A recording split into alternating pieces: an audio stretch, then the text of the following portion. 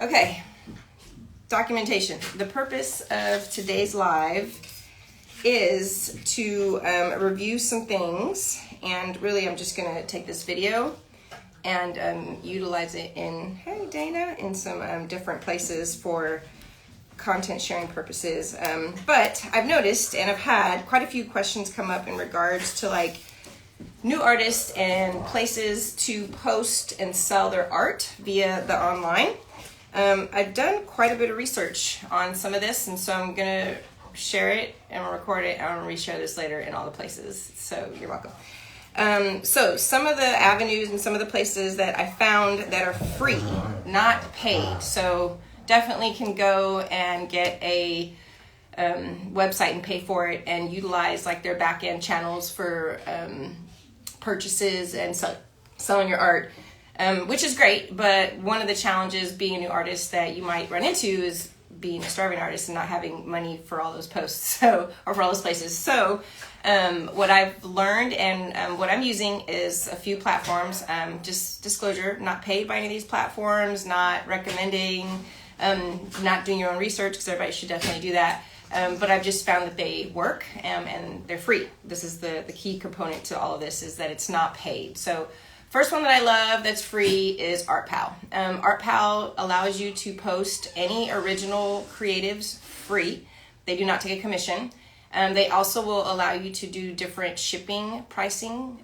So if you have large art, like some of my Caulk art pieces are very heavy. So I have like a heavy shipping profile.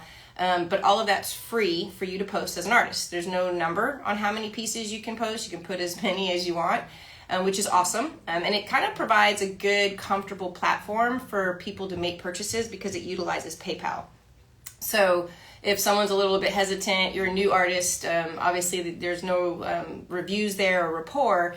It's nice to know that there's a platform that protects them, which is PayPal, which they can dispute, like if the shipment doesn't happen or whatever. So I definitely recommend that for most artists. What I do love about ArtPal is that they also have a print component. So you can take your creatives and you can load them up and they will produce prints. And I love that because I don't want to spend hundreds of dollars on prints and pre-purchasing them. So it's nice to be able to load a really good image, throw it on ArtPal, and they will do all of that for you. Seriously, ArtPal, y'all need to send me some money for this commercial. But it's nice because they'll print it, they'll even offer frame, they can do canvases, they can do high quality print, and you don't have to have stock. So I love that option, and it literally frees me from having to worry about that when they handle all the back end of it. And the best part is if you do sell something that's a print, you get a commission or something off of it. So if you sell a $100 framed something, they send you a check, or really it goes to your PayPal and you can deposit in your account. So super convenient, super easy. The other thing I love about it is it's on an art platform, and there's a lot of artists using it. So it's not like you have to push it. So one of the challenges that I found with things like an Etsy is that I have to push my Etsy account. If no one knows to search for certain things, and if I'm not a top Etsy producer, I don't show up at the top of those lists. So what I love about ArtPal is there's lots of people on there. There's lots of different art. They can search by all kind of keywords and things. It's almost like becoming, in my opinion, like a Google for art type of stuff. So if you're a new artist and you don't want to spend any money, but you don't mind a little time, I would definitely recommend creating an ArtPal. The second one that I love, and it's free, focusing on free things today, is producing a store or a shop via your Facebook or Instagram pages. It's a little bit of work. I understand it's getting a little bit easier, which is nice, but it's a great option because, again, it's free and produces a label. I don't know about you, but I don't have a shipping station set up at my house, so it's nice to be able to get an order and literally print a label that you can slap on your box to send. I mean, heck, finding boxes in itself is hard enough as it is. But I like that option. It makes it easier for me to drop off. I mean, I do have a local shipping lady, Miss Nina, I love you so much, right around the corner at the postal annex. But I love to use her. She's great. But it's just easier if I can go in, and sometimes there's a line. It's just a lot easier for me to go in and drop stuff off. As of right now, Facebook and Instagram stores do not take a commission or charge a percentage to have stuff there. I'm sure that will change.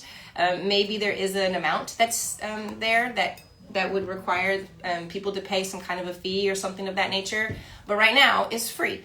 Again, the hardest part about it is that you do have to go in and set it up. I think you need an email address that matches your domain. So like if my domain is TheCaulkArtist.com, I had to have a Nicole at TheCaulkArtist.com. But the trick is you can do all that through Google, Google domains, which costs me $10 a year to have that domain, and it includes a free email. So all these things kind of connect once you get them going or have them established, and it definitely makes it a whole lot easier. So Instagram shops is another one. Definitely recommend it. And also to not just being an artist, if you're a small business and you sell bracelets, earrings, clothing, whatever, like all these same options are available for you via an Instagram shop or a Facebook shop. And so they also do connect. And I do notice that people are becoming a lot more comfortable with buying on social media. So if you haven't already been one of those people where they got you, they got me. I totally bought that dress and regretted it. But the point is that people are becoming a lot more comfortable with spending their money via social media links. And so to have those shops connected makes it super easy for your friends, your followers, and your folks to purchase things. So definitely recommend that. And again, like I said, it is still free. The non-free things, like I mentioned earlier, like, Etsy's great, but there is a charge for it. And it's not a lot, but if you have a lot of pieces, it can quickly add up. But again, what I'm finding with Etsy that I didn't really care for is that I've got to push people to that page, and I got to let them know that my art is there. I don't show up on any search for Etsy, which kind of sucks because I'm not a big time Etsy person. Another one that is great that I've started utilizing, it's not really a shop, but I can link back to my shops, is posting or putting together something on Pinterest. I've kind of revamped my Pinterest, and now I utilize it for just design ideas with my art. So, how would you design or style this piece in a bedroom type of stuff? And so I definitely think that's a really good idea and recommend that because it's free. And a lot of times we already have those pictures because we're posting them on our Instagram and Facebook pages already. So definitely would recommend that option as well. So anyway, wanted to share just super quick. Like I said, this whole post was so I could just utilize it and quick respond to some questions that I get to that regard. But places to sell that are free and fairly inexpensive. So I'm sure there's others that I just haven't heard about. So if you have suggestions or places that that you can list art and you can sell art for free and they don't take a ginormous commission, definitely let me know. I mean, I feel like there needs to be a better network of artists communicating some of this stuff. And I know there's clubs out there and places you can pay to be a part of and get some of that information also. But again, just working on a starving artist budget here, I'm kind of limited on some of that. And so I prefer to utilize the things that aren't a major expenditure for me and my hobby.